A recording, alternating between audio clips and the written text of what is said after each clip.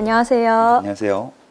새누리당은 주무관님의 입법보조원 채용은 꼼수다 라면서 문제 제기를 했는데 어떻게 생각하세요? 채용이라는 단어가 적절한지는 모르겠지만 입법보조원으로 지정이 됐고 국회로 출근하거나 그런 건 아닙니다. 입법보조원이 뭔지는 아마 새누리당 의원님들도 잘 아실 겁니다. 출근을 하는 건지 안 하는 건지부터, 공무원의 신분인지 아닌지부터 다 아실 텐데, 이 입법보조원이라는 게 그 공무원의 신분을 저한테 부여한 게 아니거든요.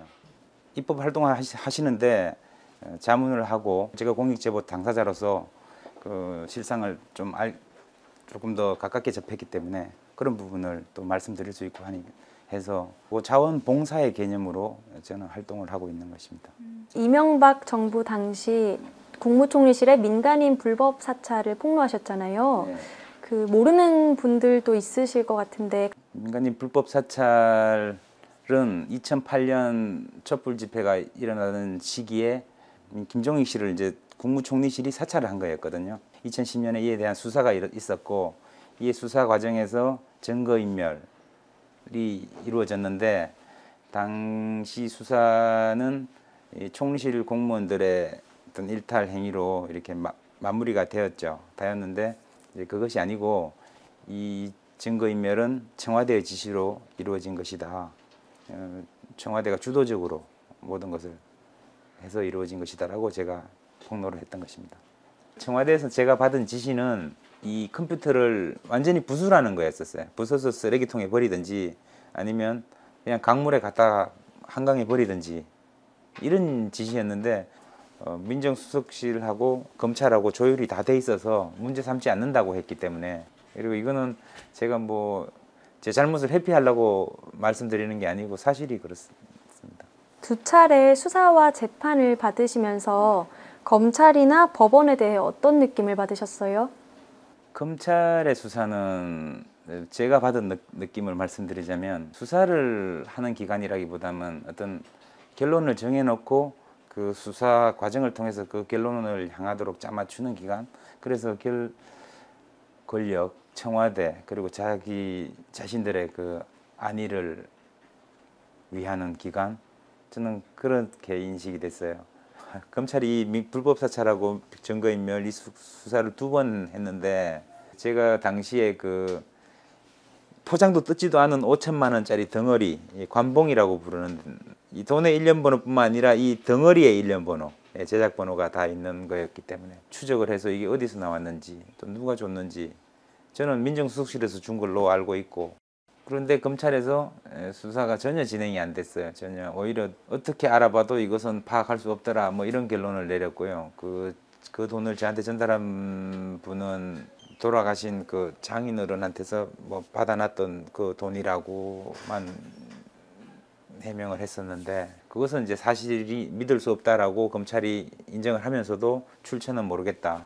그렇다면 민정수석실을 가서 압수수색을 한다든지 뭐 관련자들을 소환해서 조사한다든지 할 수도 있지만, 검찰은 전혀 그런 수사를 진행하지 않았고, 그렇기 때문에 이 사건은 오리무중에 지금 미궁에 빠져 있고, 법원은 뭐 올바른 판결을 하시는 분들도 계시겠지만, 글쎄요, 아무래도 권력의 눈치를 많이 본다는 느낌, 그런 걸 보면서 우리나라 법원이 나가야 할 길이 이게 맞나, 그런 생각 많이 가지게 됩니다. 불법 사찰 당시 언론의 행태는 어땠었나요?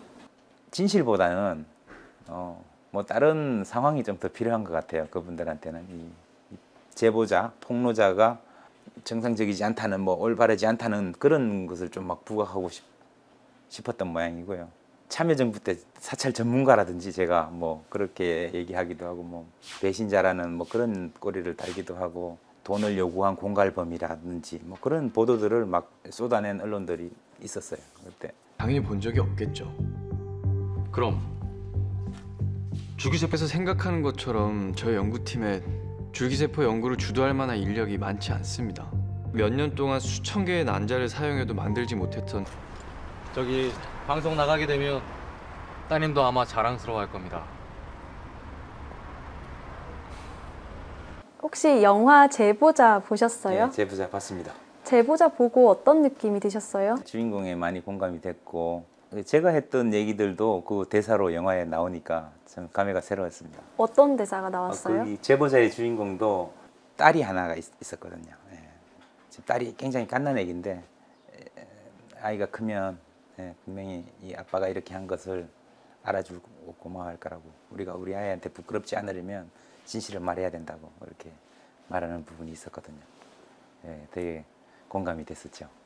아직은 이 사건은 잘 모릅니다. 우리 아이들은 다만 이 사건 때문에 아빠가 회사를 그만뒀다라는 정도를 알고 있고 제가 블루게이트라는 책을 집필할 당시에 한 2달 가량을 컴퓨터에 앉아서 책만 썼기 때문에 작은 아이는 아빠가 뭐 작가 아닌가 이렇게 생각하기도 하고 했었는데 나중에 크면 아빠를 좀 자랑스럽게 생각해 줬으면 좋겠고 계속 친구같이 재미있게 지냈으면 좋겠습니다.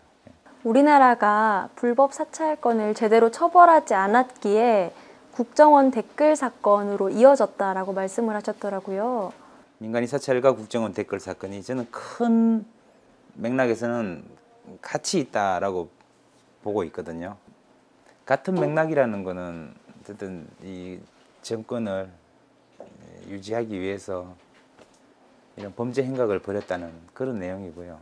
근데 이제 큰 차이점이 이 불법 사찰 사건 같은 경우에는 이제 저와 총리실 일부 직원들을 꼬리 자르기 하면서 처벌했다는 것이고 국정원 댓글 사건은 이 상부의 지시를 받아서 이루어진 일이기 때문에 밑에 부하 직원들은 죄가 없다는 그런 기소를 하지 않았거든요. 검찰이. 국정원 사건을 지나면서 상부의 지시를 받아서 저지른 범죄이기 때문에 부하 직원들은 처벌하지 않는다라고 다시 바꿨기 때문에 이제는 뭐 불법이든 합법이든 관계없이 상부가 지시하면 무조건 따르라라는 또 메시지로 또 주는 것 같고 저로서는 상당히 억울하죠. 집필하신 책에서 주무관님을 거듭 영혼 없는 공무원이라고 표현하셨더라고요. 네, 그때는 그랬죠. 아무래도 인사권이 위에 있기 때문에 그런데 나도 그건 모르겠네요. 시키는 대로 하지 않을 수가 없거든요. 근데 거기 조직 문화에서 왜냐하면 총리실 같은 좀 작은 부처도 수백 명이 있거든요. 그리고 좀 큰 부처들은 수천 명 단위로 있는데 첫 발령을 받아서 가보면 이미 그렇게 쫙 틀이 갖춰져 있어요. 거기에서 누구 하나 시키는 대로 하지 않는 사람이 없거든요. 그래서 원래 이런갑다 하면서 그냥 일을 했었죠. 그때는. 우리 주변의 직장인 그리고 공무원들 모두 잠재적 장진수일 수 있다라는 말씀을 하셨는데요. 저처럼 어떤 권력이나 뭐 힘을 가진 사람들에 의해서 그냥 이용될 수도 있고요. 이게 또 잠재적 제보자일 가능성도 상당히 있습니다. 이 최근에 간첩 조작 사건, 세월호 사건 이렇게 쭉 거치면서 이 시민들께서 가장 궁금해하시는 거는 도대체 어떻게 된 거야 그거 진실이 뭐야 이거거든요. 그런데 그 진실은 그 당시에 그 조직 안에 있던 사람이 가장 잘 압니다. 직접 행하고 보고 했기 때문에 그 진실을 알리는 일 거기에서부터 잘못을 시정할 수 있는 출발점이 된다. 그렇기 때문에 반드시 해야 되는 거죠. 공익 제보가 활발해지기 위한 준비를 하고 있다라고 하셨는데 구체적으로 어떤 장치들이 마련돼야 할까요? 공익 제보자들 이제 당사자들을 우연히 만날 기회가 있어서 모임에서 만나면 여러 가지 뭐 어려운 점들이 있지만 가장 또 공통적으로 힘들어하는 부분 중에 하나가 바로 그 부분입니다. 이게 제보는 제보대로 했는데 이게 처리가 미비하다는 거. 그 자신만 왕따 되고 살아가기 어려운 현실에 처해졌고 그 제보의 대상자들은 어떻게 해서 다 빠져나갔다. 그런 하소연을 하시는 분들이 굉장히 많습니다. 가장 그것을 원통해 하고 있고 그런 부분이 개선돼야 되죠. 꼭.